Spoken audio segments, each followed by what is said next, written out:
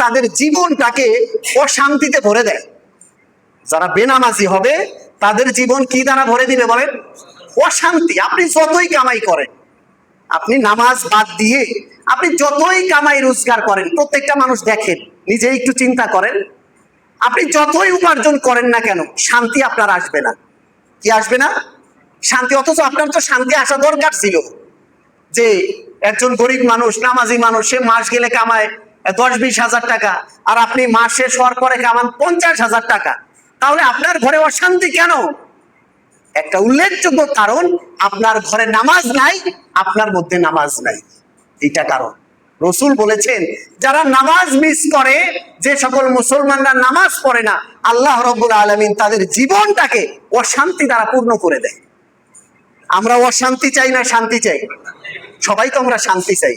তাহলে শান্তির উল্লেখযোগ্য উপকরণ, করণীয় কর্মসূচি হলো নামাজ। কর্মসূচি কি ভাই বলেন না? নামাজ। এরপরে রাসূলুল্লাহ সাল্লাল্লাহু আলাইহি ওয়াসাল্লাম তিনি বড় সত্য কথা বলেছেন, মান হাফাযা আলাইহা কানাত লাহু নূরান ওয়া বুরহানান ওয়া নাজাতুন ইয়াউমাল কিয়ামাহ। যে নামাজ আদায় করে, এই নামাজ কিয়ামতের দিন তার জন্য আলো হবে। যে নামাজ আদায় করে, এই নামাজ কিয়ামতের দিন তার জন্য দলিল হবে। সুবহানাল্লাহ কোন? যে নামাজ আদায় করে কিয়ামতের দিন, এই নামাজ জাহান্নাম থেকে মুক্তির ব্যবস্থা হয়ে যায়। সুবহানাল্লাহ। যে নামাজ আদায় করে। ওমান লাম ইউহাফিজ আলাইহা, আর যে নামাজ পড়ে না, বেনামাজি, নামাজ পড়ে না কি বেনামাজি, যে রাসূল বলতেছে কিয়ামতের দিন তার কোনো দলিল নাই, তার কোনো কি নাই? দলিল নাই। মনে করেন আপনি বললেন এই বাড়ির মালিক আমি, এই বাড়ির মালিক আমি, এখন আরেকজন এসে বললো এই বাড়ির মালিক তো আমিও। আচ্ছা বলেন, এই যে দুইজন দাবি করতেছে, এটার সমাধান কি? এটার সমাধান যার দলিল আছে, সে যার দলিল আছে সে মালিক। রাসূল বলতেছে যে কিয়ামতের দিন তো সবাই নিজের পাক্কা মুসলমান দাবি করবে, পাক্কা পরহেজগার দাবি করবে।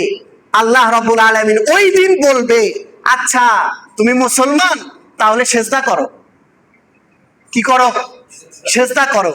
রাসূল বলে যারা দুনিয়াতে নামাজের জন্য কোমর বেঁকা করে নাই, কিয়ামতের দিন আল্লাহ যখন বলবে সেজদা করো, সেই দিনও তারা কোমর বেঁকা করে সেজদা করতে পারবে।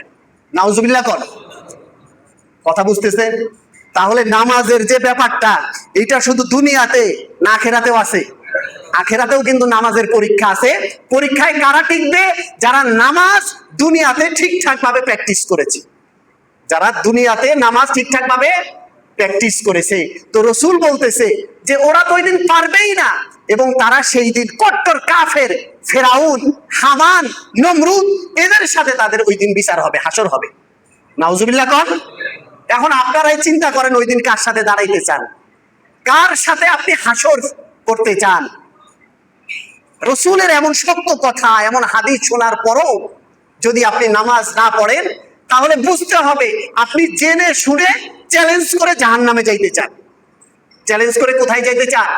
জাহান্নামে। আল্লাহ রাব্বুল আলামিন বলেন, মা সালাকাকুম ফি সাকার ক্বালু লাম নাকু মিনাল মুসাল্লিন। সেই দিন এক দলকে সাকার নামক জাহান্নামে নিক্ষেপ করা হবে। তাদেরকে জিজ্ঞেস করা হবে, তোমরা জাহান্নামে কেন আসছো? তারা বলবে যে আমরা নামাজ পড়ি নাই। আমরা কি পড়ি নাই? আমরা নামাজ পড়ি নাই, আমরা নামাজ পড়ি নাই। চলন্ত বাসের সামনে, চলন্ত ট্রেনের সামনে ঝাঁপ দিলে মানুষ বাসে না মরে? ভুলে গেছেন নাকি? চলন্ত বাসের সামনে যদি কেউ ঝাঁপ দেয়, বাসে না মরে? মারা যায়। এখন জেনে শুনে কেউ যদি ঝাঁপ দেয়, তাহলে সে বাঁচার জন্য ঝাঁপ দিছে না মরার জন্য? সহজ হিসাব। কেউ যদি চলন্ত ট্রেনের সামনে জেনে শুনে ঝাঁপ দেয়, তাহলে সে কি বাঁচার জন্য ঝাঁপ দিছে? কি জন্য ঝাঁপ দিছে? মরার জন্য ঝাঁপ দিছে না? তাহলে রাসূলের এতগুলো হাদিস, কোরআনের এতগুলো আয়াত শোনার পরেও আপনি যদি নামাজমুখী না হন, আপনার স্ত্রী, আপনার সন্তান, তাদেরকে যদি নামাজমুখী না করেন, এর অর্থ দাঁড়ায় আপনি জেনে শুনে চ্যালেঞ্জ করে জাহান্নামে যাইতে চান। ঠিক কিনা বলেন?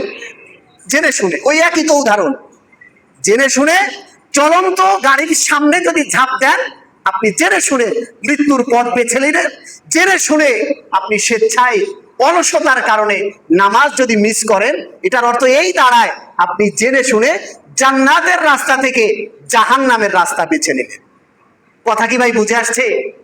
এই যে কথাগুলো, এই সব কথাই হলো আমাদের কল্যাণের জন্য। কিসের জন্য? কি কল্যাণ? আমরা সবাই একসাথে জান্নাতে থাকতে চাই। একসাথে কোথায় থাকতে চাই? নাকি জান্নাতের সব দায়িত্ব আমার উপরে ছেড়ে দিছে, যে সব দায়িত্ব ইমাম সাহেব আপনি নেন,